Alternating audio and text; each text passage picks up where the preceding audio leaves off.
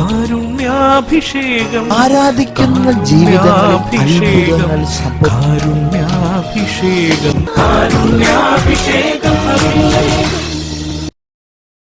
ഈശോയിൽ പ്രിയം നിറഞ്ഞവരെ, പരിശുദ്ധ മാതാവിനെ വണങ്ങുന്ന മാസമാണ് മെയ് മാസം. നമ്മുടെ എല്ലാം ഭവനങ്ങളിൽ പരിശുദ്ധ അമ്മയുടെ മാധ്യസ്ഥം തേടി വണക്കമാസ പ്രാർത്ഥനകൾ ചൊല്ലി പരിശുദ്ധ അമ്മയുടെ കരം പിടിച്ച് ഈശോയിലേക്ക് വളരുന്ന ഒരു കാലഘട്ടമാണിത്. ദിവ്യകാന ഈശോയുടെ മുമ്പിൽ നമുക്ക് പ്രത്യേകമായിട്ട് ഇന്നേ ദിവസം പരിശുദ്ധ അമ്മയുടെ ജീവിതത്തിൻ്റെ ചില നന്മകളെ നമ്മുടെ ജീവിതത്തിലേക്ക് അനുകരിക്കാൻ ശ്രമിക്കാം. പരിശുദ്ധ അമ്മയുടെ സ്തോത്രഗീതത്തിലൂടെ നമ്മൾ കടന്നു പോകുമ്പോൾ ആ സ്തോത്രഗീതത്തിലെ ഓരോ വാക്യങ്ങളും അമ്മയുടെ ജീവിതത്തിൻ്റെ ഒരു മനോഹരമായ സ്വഭാവത്തിൻ്റെ പ്രത്യേകതകളെ നമ്മുടെ മുമ്പിൽ ഇതാ വരച്ചു വെക്കുകയാണ്. ആ സ്വഭാവത്തിൻ്റെ പ്രത്യേകതകളെ നമ്മളൊന്ന് ധ്യാനിക്കുകയാണ് ഈ ദിനങ്ങളിൽ. ഇത് ദിവ്യകാന ഈശോയുടെ മുമ്പിൽ ഇരുന്നു കൊണ്ട് പരിശുദ്ധ അമ്മയുടെ കരം നമ്മളിപ്പോൾ പഠിക്കുകയാണ്. നിങ്ങളെല്ലാവരും ഒരു നിമിഷം പരിശുദ്ധ അമ്മയെ മനസ്സിൽ കാണുക. അമ്മയുടെ കരം പിടിച്ചുകൊണ്ടാണ് ദിവ്യകാന ഈശോയുടെ മുമ്പിൽ നമ്മൾ ആയിരിക്കുന്നത് എന്നുള്ള ആഴമേറിയ ഒരു ബോധ്യത്തിലേക്ക് നിങ്ങളുടെ മനസ്സിനെ കൊണ്ടുവരിക. ഇതാ ഈശോ നമ്മെ നോക്കിക്കൊണ്ടിരിക്കുന്നു.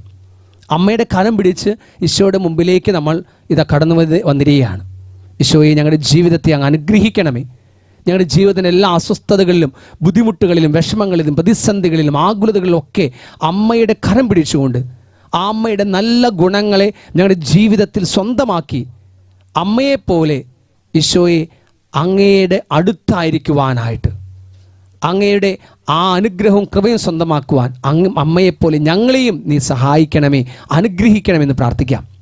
സ്തോത്രഗീതത്തിൽ ലൂക്കായുടെ സുവിശേഷം 1-ാം അധ്യായം 46 മുതൽ വാക്യങ്ങൾ. ലൂക്കായുടെ സുവിശേഷം 1-ാം അധ്യായം 46 മുതലുള്ള വാക്യങ്ങളിലാണ് മറിയത്തിൻ്റെ സ്തോത്രഗീതം നമ്മൾ വായിക്കുക. 46-ാമത്തെ വാക്യത്തിൽ നമ്മൾ ഇപ്രകാരം വായിക്കും: മറിയം പറഞ്ഞു, എൻ്റെ ആത്മാവ് കർത്താവിനെ മഹത്വപ്പെടുത്തുന്നു. പരിശുദ്ധ അമ്മയുടെ ആത്മാവ് നിരന്തരം കർത്താവിനെ മഹത്വപ്പെടുത്തിക്കൊണ്ടിരുന്ന ഒരു ആത്മാവായിരുന്നു പ്രിയ നിറഞ്ഞവരെ. കർത്താവിനെ നിരന്തരം മഹത്വപ്പെടുക. പരിശുദ്ധ അമ്മയുടെ ജീവിതത്തെ നമ്മൾ ഒരു ഒറ്റ വാക്കിലേക്ക് നമ്മൾ കൊണ്ടുവരാണെങ്കിൽ, ഹല്ലേലൂയ എന്ന് പറയുന്ന ഒരു വാക്കിലേക്ക് വേണമെങ്കിൽ പരിശുദ്ധ അമ്മയുടെ ജീവിതത്തെ നമുക്ക് വേണമെങ്കിൽ സംക്ഷിപ്തമാക്കി ചുരുക്ക രൂപത്തിൽ നമുക്ക് പറയാൻ സാധിക്കും. ഹല്ലേലൂയ എന്ന വാക്ക്, ഹല്ലേലൂയ എന്ന പദത്തിൻ്റെ അർത്ഥം എന്താണ്? ദൈവത്തിന് സ്തുതി, ദൈവത്തിന് മഹത്വം, ദൈവത്തിന് സ്തോത്രം.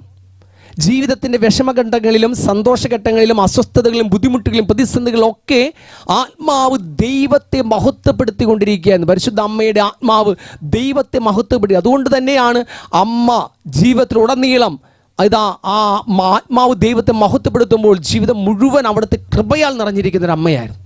പരിശുദ്ധ അമ്മയുടെ ജീവിതം മുഴുവൻ സൂര്യനെ ഉടയാടയാക്കിയ സ്ത്രീ എന്ന് വെളിപാടിൻ്റെ പുസ്തകം നമ്മൾ വായിക്കുമ്പോൾ ദൈവത്തിൻ്റെ തേജസ്സും കൃപയൊക്കെ ജീവിതത്തിലും ശരീരത്തിലും ആത്മാവിലും മനസ്സിലൊക്കെ സന്നിവേശിപ്പിച്ച ഒരു അമ്മ. പ്രിയ നിറഞ്ഞവരെ, അങ്ങനെ ആ ദൈവത്തിൻ്റെ ആത്മാവിനെ ജീവിതത്തിലുടനീളം ധരിക്കുവാനായിട്ട് അമ്മയെ സഹായിച്ച വളരെ പ്രധാനപ്പെട്ട ഒരു കാര്യമാണ് ആ ദൈവത്തെ മഹത്വപ്പെടുത്തിക്കൊണ്ടുള്ള, ദൈവത്തിന് ഹല്ലേലൂയ പറഞ്ഞുകൊണ്ടുള്ള ജീവിതം മുഴുവൻ ദൈവത്തിന് ഹല്ലേലൂയ പറഞ്ഞുകൊണ്ട് ജീവിതം പരിശുദ്ധ അമ്മ നയിച്ചത്. പരിശുദ്ധ അമ്മയുടെ പ്രാർത്ഥനകൾ നമ്മുടെ ട്രഡീഷൻ, നമ്മുടെ സഭയുടെ പാരമ്പര്യം നമ്മൾ പഠിപ്പിക്കുന്നുണ്ട്. സങ്കീർത്തനങ്ങളായിരുന്നു അമ്മയുടെ പ്രാർത്ഥനാ പുസ്തകം. സങ്കീർത്തനങ്ങളായിരുന്നു. സങ്കീർത്തനങ്ങൾ എന്ന് പറഞ്ഞാൽ എന്താണ് മക്കളെ? എന്താണ് അതിൻ്റെ അർത്ഥം? പ്രിയ നിറഞ്ഞവരെ, സങ്കീർത്തനം എന്ന് പറഞ്ഞാൽ ദൈവത്തിന് സ്തുതിയുടെ വാക്കുകളാണ്, വാക്യങ്ങളാണ്. ഓരോ സങ്കീർത്തനവും ദൈവത്തെ സ്തുതിച്ചുകൊണ്ടുള്ള വാക്കുകളാണ്.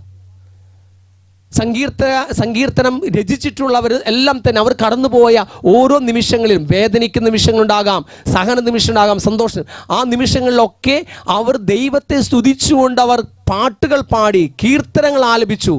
ആ സ്തുതിപ്പിൻ്റെ കീർത്തനങ്ങളെയാണ് സങ്കീർത്തനം എന്ന് പറയുന്നത്. പരിശുദ്ധ അമ്മ തൻ്റെ ജീവിതത്തിലെ സർവ്വ നിമിഷവും, ഓരോ നിമിഷവും ഇതാ സ്തുതിപ്പിൻ്റെ കീർത്തനങ്ങളായിരുന്നു. ലഭിച്ച അനുഗ്രഹങ്ങൾക്കുള്ള നന്ദിയോടൊപ്പം തന്നെ ലഭിച്ച സങ്കടങ്ങൾക്കും അസ്വസ്ഥതകളിലും സഹനങ്ങളിലും ദൈവം പഠിപ്പിച്ച ഉപദേശങ്ങളെ, സന്ദേശങ്ങളൊക്കെ സ്വീകരിച്ച് എപ്പോഴും ദൈവത്തെ മഹത്വപ്പെടുത്തിക്കൊണ്ട്, കർത്താവിനെ മഹത്വപ്പെടുത്തിക്കൊണ്ടുള്ള ജീവിതമായിരുന്നു പരിശുദ്ധ അമ്മയുടെ ജീവിതം. പ്രിയ നിറഞ്ഞവരെ, അമ്മയുടെ ജീവിതത്തിൻ്റെ ഈ വളരെ മനോഹരമായ ഈ ഗുണത്തെ നമ്മുടെ ജീവിതത്തിലേക്ക് ഒന്ന് സ്വീകരിക്കാം. അമ്മയെപ്പോലെ നമുക്കും പറയാൻ സാധിക്കണം, എൻ്റെ ആത്മാവ് കർത്താവിനെ മഹത്വപ്പെടുത്തുന്നു, എൻ്റെ ജീവിതത്തിൻ്റെ ഏത് ഘട്ടങ്ങളിലും ഞാൻ തളർന്നു പോകാതെ, നിരാശപ്പെടാതെ, അസ്വസ്ഥപ്പെടാതെ, ആകുലപ്പെടാതെ കർത്താവിനെ സ്തുതിക്കുവാനായിട്ട് പരിശുദ്ധ അമ്മയുടെ ഈ ഒരു ഗുണത്തെ നമ്മുടെ ഹൃദയത്തിലേക്ക്, ആത്മാവിലേക്ക് സ്വീകരിച്ചുകൊണ്ട് നമുക്ക് ഉറക്കെ ഉദ്ഘോഷിക്കാം. എൻ്റെ ആത്മാവ് കർത്താവിനെ മഹത്വപ്പെടുത്തുന്നു. ഒരു നിമിഷം നമുക്ക് സ്തുതിച്ച് പ്രാർത്ഥിക്കാം. കർത്താവേ, യേശുവേ നന്ദി, യേശുവേ സ്തുതി, യേശുവേ സ്തോത്രം, യേശുവേ മഹത്വം. Hallelujah, hallelujah, hallelujah. Thank you Jesus, praise you Jesus, love you Jesus. യേശുവേ നന്ദി, യേശുവേ സ്തുതി, യേശുവേ സ്തോത്രം, യേശുവേ മഹത്വം. Hallelujah, hallelujah, hallelujah, hallelujah, hallelujah, hallelujah, hallelujah, hallelujah. പരിശുദ്ധ അമ്മയെ പോലെ എപ്പോഴും കർത്താവേ അങ്ങേ മഹത്വപ്പെടുത്തിക്കൊണ്ട് ജീവിക്കാൻ, എൻ്റെ ആത്മാവ് കർത്താവിനെ മഹത്വപ്പെടുത്തുന്ന എപ്പോഴും എന്നെ കൊണ്ട് പറയിപ്പിക്കുവാനായിട്ട്, അതുപോലെ ചെയ്യുവാനായിട്ട്, ജീവിതത്തിൽ പ്രാവർത്തികമാക്കുവാൻ ഞങ്ങൾ ഓരോരുത്തരെയും കർത്താവ് നീ അനുഗ്രഹിച്ച് ആശീർവദിച്ചാലും. Hallelujah, thank you Jesus, praise you Jesus, love you Jesus. യേശുവേ നന്ദി, യേശുവേ സ്തുതി, യേശുവേ സ്തോത്രം, യേശുവേ മഹത്വം. ആരാധന, ആരാധന, ആരാധന, ആരാധന, ആരാധന, ആരാധന, ആരാധന. പരിശുദ്ധ കന്യക മാതാവേ, മനുഷ്യാവതാരം ചെയ്തോരു ദൈവത്തിനമ്മേ, മാനസം തകർന്നൊരീ മക്കൾക്കായെന്നും മൽപുത്രനോടമ്മേ പ്രാർത്ഥിക്കണേ.